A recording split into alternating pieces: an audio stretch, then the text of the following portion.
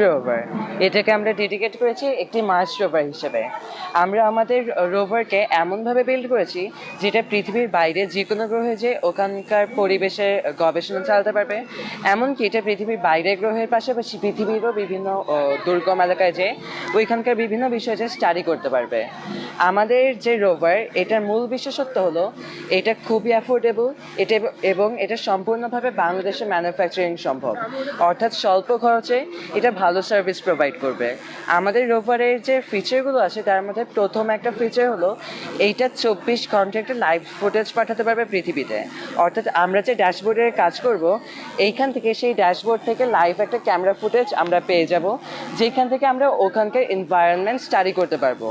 শুধু তাই নয়, এইখানে যে ক্যামেরাটা আছে প্রতি 5 সেকেন্ড পর পর এক একটা ছবি পাঠাবে এবং এটা আমাদের একটা ডেডিকেটেড লোকাল সার্ভারে চলে আসবে, যার মাধ্যমে আমরা পরবর্তীতে ওই সেভ করা ছবিগুলো রিভিউ করে ওইগুলো নিয়ে আরও রিসার্চ করতে পারবো।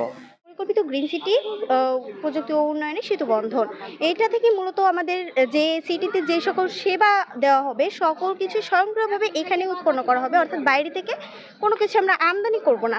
যেমন বর্তমান বাংলাদেশে যে জীবাশ্মের ঘাটতিটা দেখা দিচ্ছে, এটা যা দূর করার জন্য আমরা কোনো রকম জীবাশ্ম ব্যয় করব না হচ্ছে ইলেকট্রিক্যাল ভেহিকেলে, অর্থাৎ আমরা ইকো ট্রান্সপোর্ট ব্যবস্থার মাধ্যমে কারেন্টের মাধ্যমে হচ্ছে গাড়িগুলোকে চালাবো, যাতে আমাদের যে শব্দ দূষণ হয় ইঞ্জিনের মাধ্যমে, এখানে কোনো ইঞ্জিন থাকবে না, শব্দ দূষণও হবে না।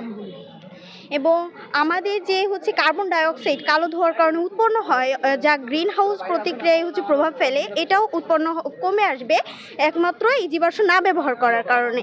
এবং আমাদের যে এই বিদ্যুতের দরকার, এই বিদ্যুৎগুলো হচ্ছে আমরা যে উপকূলীয় অঞ্চলগুলোয় হচ্ছে সুযোগ আছে সেখানে আমরা টারবাইন সেট করব। টারবাইনের মাধ্যমে স্বয়ংক্রিয়ভাবে যে উৎপন্ন হবে বিদ্যুৎ, সেটা আমরা সরাসরি ইভি চার্জিং পয়েন্টে সেভ করব। সেখান থেকে আমাদের এই গাড়িগুলো হচ্ছে মূলত চার্জ সংগ্রহ করবে এবং চলাচল করবে।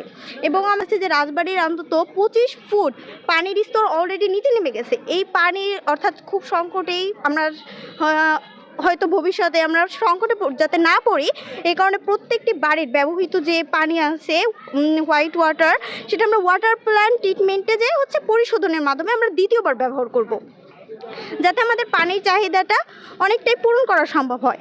এবং আমরা যে বজ্রগুলো উৎপন্ন হয় এখান থেকে আমরা ফার্টিলাইজারের মাধ্যমে হচ্ছে ওই প্রক্রিয়ার মাধ্যমে হচ্ছে আমরা জীবাশ্ম উৎপন্ন করব। আমাদের প্রজেক্টের নাম হচ্ছে জ্বালানি সাশ্রয় পদ্ধতি। এখানে আমরা পানি এবং অক্টেনের সাহায্যে